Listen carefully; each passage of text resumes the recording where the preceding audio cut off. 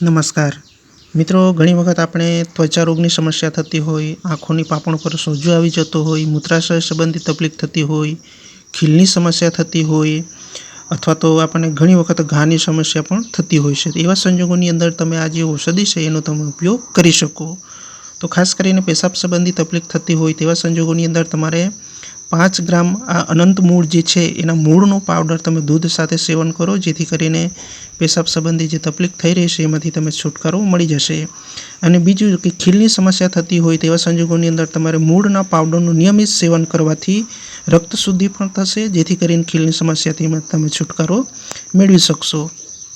અને આંખોના રોગોની અંદર તમારે મૂળનો લેપ કરવો આંખોની અંદર, જેથી કરીને આંખોની જે સોજો થાય છે એની અંદર પણ તમને રાહત મળી શકશે. અને મરડા રોગની અંદર તમારે મૂળનો ઉકાળો બનાવીને તમે પીવો, જેથી કરીને તમને ખૂબ સારું રિઝલ્ટ તમને ચોક્કસપણે મળી શકશે.